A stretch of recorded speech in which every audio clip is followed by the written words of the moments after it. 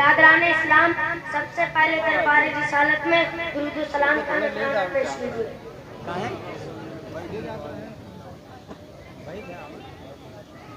حضرات، یہ تجربہ ہے کہ لوگ جنگ اور لڑائی کی خبروں سے بہت زیادہ دلچسپی رکھتے ہیں، اس لیے میرا دل چاہتا ہے کہ میں آج آپ کو ایک ایسی عجیب جنگ اور نہایت ہی خوفناک لڑائی کا بزرگوں اور دوستوں، اس دنیا میں جتنی بھی لڑائیاں ہوئی ہیں، ہر لڑائی کبھی نہ کبھی ضرور ختم ہو جاتی ہے۔ جنگ خواہ کتنی طویل اور بڑی سے بڑی کیوں نہ ہو، مگر ایک نہ ایک دن اس کا خاتمہ ضروری ہے۔ لیکن میں آج آپ کو ایک ایسی جنگ کے واقعات سناؤں گا کہ یہ جنگ جب سے شروع ہوئی مگر اب تک ختم نہیں ہوئی، نہ اس کی صلح ہو سکتی ہے نہ اس کا خاتمہ ہو سکتا ہے۔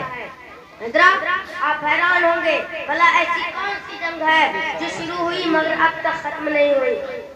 تو سنیے، نور و ظلمت کی جنگ، حق و باطل کی جنگ، ایمان و کفر کی جنگ، یہ جنگ شروع ہوئی اب تک جاری ہے اور قیامت تک جاری رہے گی۔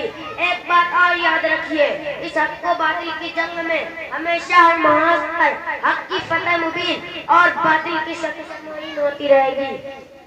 حضرات، اب تک تو میں نے ایک تمہید ہی رکھی تھی تاکہ آپ کے ذہن میں اپنی باتوں کو اتار سکوں۔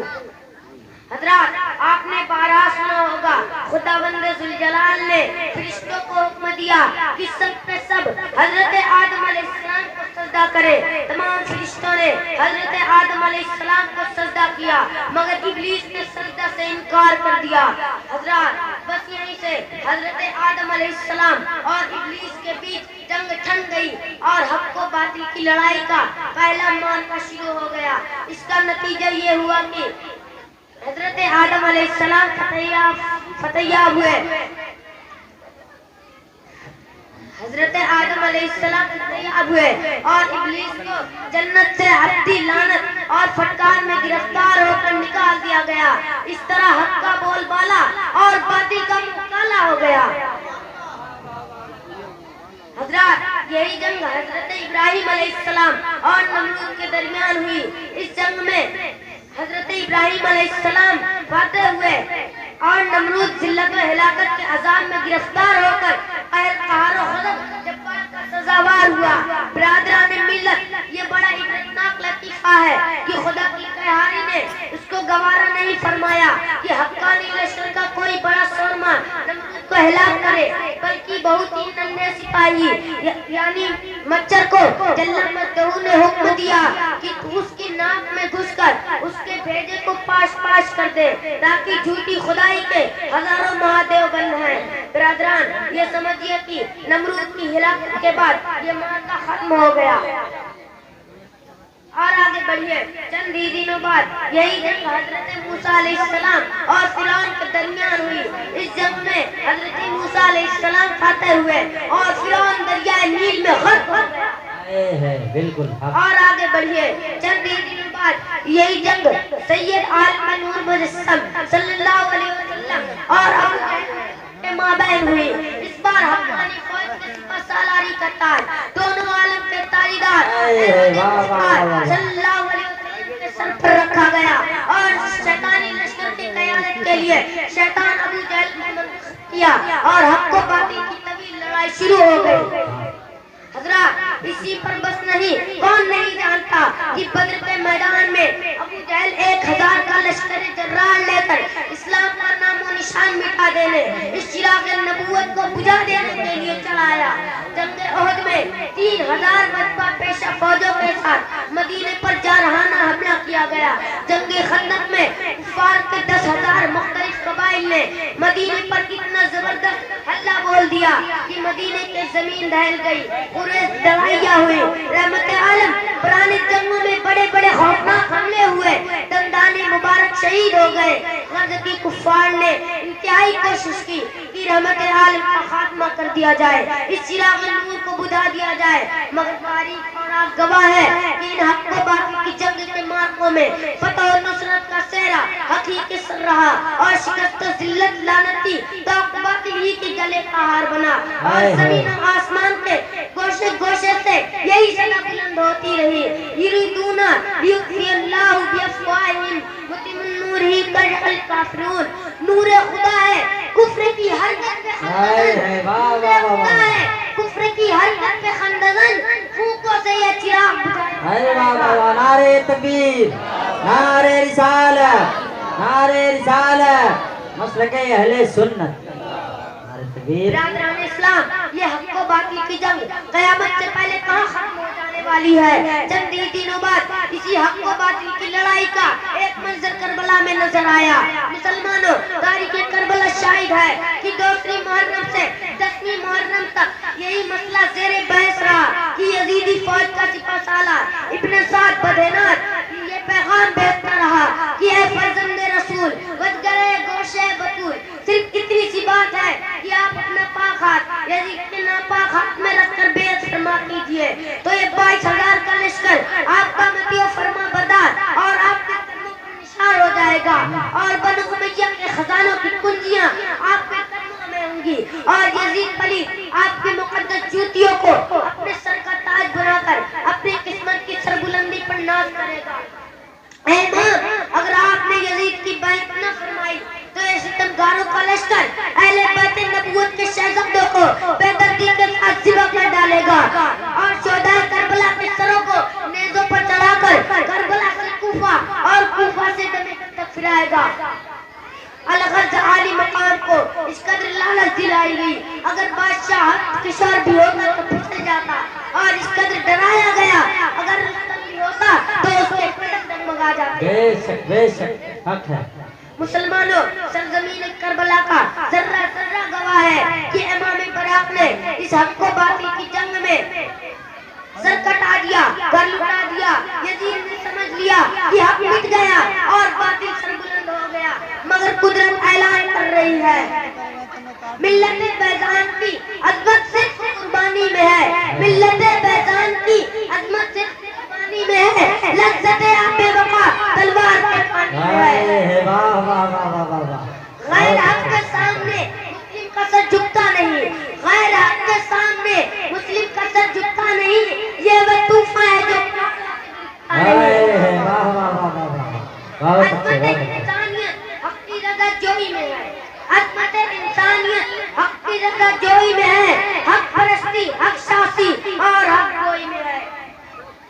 मुसलमानों देख लो, सरकार आली मकाम ने सर कटा दिया, घर लुटा दिया, मगर अपना पाक हाथ यजीद के नापाक हाथ में नहीं दिया।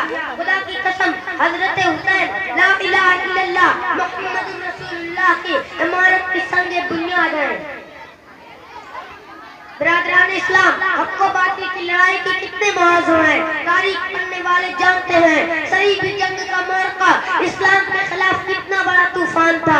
यूरोप के तमाम सल्तनतों ने मुत्तहिद होकर बैतुल मुक़द्दस पर हमला किया और रिचर्ड की फौजों ने लाखों की तादाद में इतनी जबरदस्त यलगार की थी कि सरजमीन शाम दहल गई।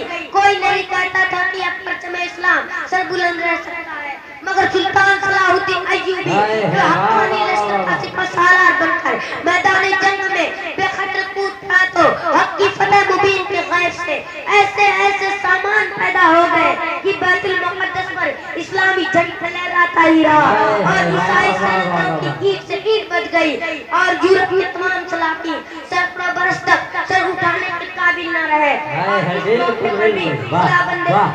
वादा पूरा हो गया। खुदा का नूर बुझा है न बुझ सके कभी, खुदा का नूर बुझा है न बुझ सके कभी, बुझाने वालों के दिल। नारे तकबीर, नारे तकबीर।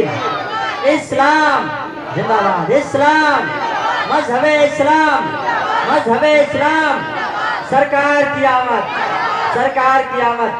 वाह वाह वाह वाह, बहुत अच्छे, माशाअल्लाह। और मुझे सवाल की एक दास्तान इस वक्त और भी याद आ गई, इसे भी सुन लीजिए। चंगेज इलाकों के नाम तो आपने जरूर सुने होंगे। इन जालिम तातारियों पर हमला की रुदात इतनी खूनी दास्तान है कि सैकड़ों बरस तक इस्लाम का इराक इन वाक़यात पर खून के आंसू बहाते रहेंगे। चंगेज ने बल्ख और समरकंद ईरान की तमाम सल्तनतों को कुचलकर चकनाचूर कर दिया और मुसलमानों की कत्ले आम का ऐसा रिकॉर्ड कायम कर दिया कि तारीख़ आलम में उसकी मिसाल नहीं मिलती। بخارت میں اس سفاق نے مسلمانوں کے سروں کے مینار بنوائے اور بخارا کی جامع مسجد کے ممبر پر بیٹھ کر یہ حکم دیا کہ میرا ہر سپاہی ایک مسلمان کا سر ضرور کاٹ کر لائے ورنہ اسی کا سر کاٹ کر مینار میں لگا دیا جائے گا۔ اس کا نتیجہ یہ ہوا کہ 50 اشرفیوں میں بھی ایک مسلمان کا سر نہیں ملتا تھا۔ جنگیں نے بخارا کی مسجدوں کو اور مدارس کو برباد کر دیا اور سینکڑوں برس کے اسلامی کتب خانے کو جلا کر راکھ کا ڈھیر بنا دیا۔ اسی طرح بلخ اور سمرقند اور فرغانہ کو غارت کر کے تمام شہروں کو کھیت بنا ڈالا، تمام شہروں کو کھیت بنا ڈالا۔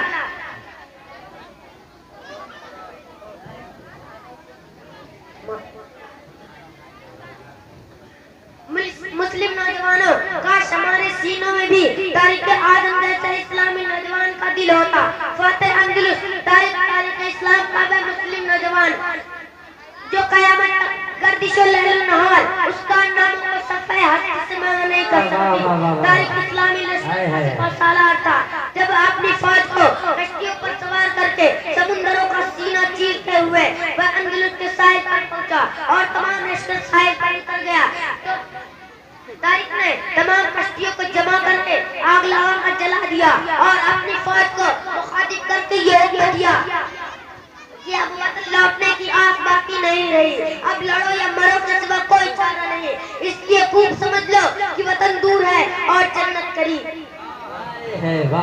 جب تاریخ نے ساحل اندلس پر سب کشتیوں کو جلا ڈالا تو مجاہدین کہنے لگے اے تاریخ تمہارا یہ فعل حق کی نگاہوں میں غلط ہے کہ تم نے سب کشتیوں کو جلا دیا۔ کیوں؟